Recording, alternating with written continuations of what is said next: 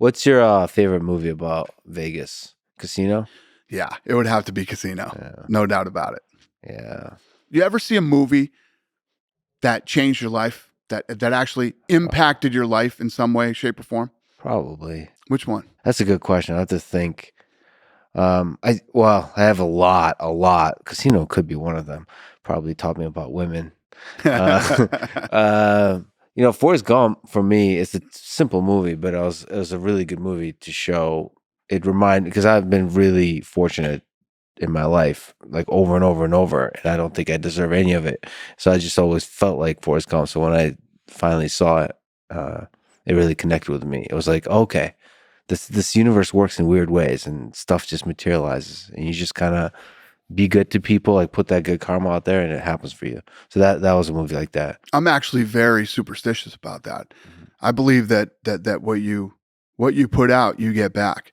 And I believe that when you should take care of other people, and you should always try to bring people up with you and all that kind of stuff. But the movie that changed the whole trajectory of my life was Vision Quest. Oh yeah, well yeah, that's a good one too. Yeah, Vision Quest, man, I fucking love that movie. movie. It's basically, it's telling the story of a kid who really wasn't anybody in high school, and nobody kind of knew who he was. He wasn't popular or any of that kind of shit.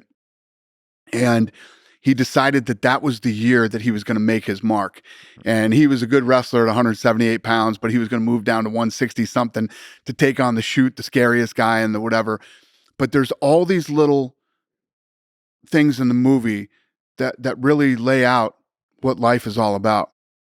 One of the parts is he's in a class and he's talking about, the teacher's talking about some poem.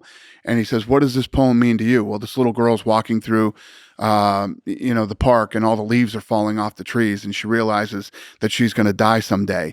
And that a lot of people think they have all this time, so they fucking waste it. And they never go out and do what they really set out to do or accomplish or do anything great in their life. That's one meaning. Then he's got the guy that he works with at work. He's cutting weight and his nose is bleeding and all this shit. And this guy keeps going, why the fuck are you doing this? Pick that thing up and eat it like a fucking man. This is ridiculous. I don't know why you're doing this to yourself, blah, blah, blah, blah, blah. So then when he meets the girl and he gets to the point where he feels like he wants to quit, right? Where does he go? He goes to that guy's fucking apartment, because he knows when he shows up at this guy's apartment, he's going to go, yeah, fuck this shit. No, he went to work. He went to work to talk to him, and he wasn't at work. He took the night off. So he shows up at the fucking house, at the shitty little fucking apartment that the guy lives in, and the guy's putting a suit and tie on and shit. He's like, they said you called in sick. What's going on? He's like, well, yeah. Aren't you wrestling this guy tonight? And he's like, yeah, but why would you? You're going to get docked a night's pay and all this other shit. He says, you know what, man? Then it all gets laid out. I get the goosebumps even telling you this fucking Is that part the Pele speech? Pele, yeah. When he's saying about, I'm fucking cooking in an overnight hotel fucking thing, and I live in this shitty apartment. A human being can lift himself upside down and backwards and kick a ball into a fucking net, and the whole stadium goes crazy, and this guy runs around, and I'm sitting here in my fucking apartment alone, and I start crying. Yeah, I start crying. So the guy who's been shitting on him the whole fucking time actually really respects him for what he's done and sees what this kid is capable of doing and all this shit. This fucking movie spoke to me on so many different levels. And I think it's probably the most underrated movie of all time when you really break down the meaning of what this movie is about. And it fucking really spoke to me. That's probably the greatest movie on combat, one-on-one combat. I would agree. Ever made. I would agree. Yeah. And especially if you can really hear the messages that it's given you in this movie. It's excellent. It's funny.